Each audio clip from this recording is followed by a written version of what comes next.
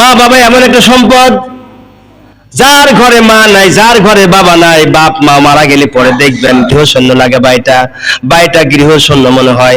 বাবা মার মতো মিষ্টি মানুষ, বাবা মার মতো দরদি পৃথিবীতে আল্লাহ নবীর পরে আর কেউ নাই। আছে? বউ বলেন, ছেলে বলেন, মেয়ে বলেন, কেউ কারণ নয়। আল্লাহ তার নবীর পরে স্থান হলো বাবা মার। সুবহানাল্লাহ কোন? সেই বাবা মাকে যারা অত্যাচার করবে, জুলুম করবে, নির্যাতন দিবে, ওদের দোয়া আল্লাহ দরবারে কবুল হবে না। ওদেরকে বাবা মার কাছে মাপ চেতে হবে। মাফ করে দাও, ভুল করেছি। পায়ে হাত দেন, পা ধরে জড়ি ধরে কাঁদেন, বাবা মাফ করে দিবে। মাফ করবে না কেন? বাবা মা অপেক্ষা করতেছে সন্তান কখন আসবে।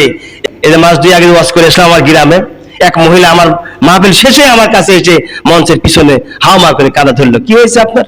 আমি তো চিনছি না, অনেকদিন আগে দেখা, এখন তো আমি বয়স শেষের দিকে, ওর বয়স শেষের দিকে গেছে। তো বাবা আমি তো ওরা খালা, তো ও প্রতিবেশী খালা আর কি, আমার আপন খালা না, প্রতিবেশী খালা। তো কি হয়েছে? আমার ছেলে একটা মাত্র, আমাকে দেখতে পায় না, আমাকে মার পিট করে, দেখো আমার পিঠ গুলি কি করে দিয়েছে মারি।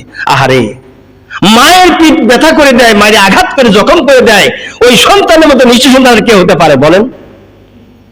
এই জন্য আল্লাহ পাক ওর দোয়া কবুল করবেন না, বাবা মার অত্যাচারকারীর দোয়া কবুল করবেন না।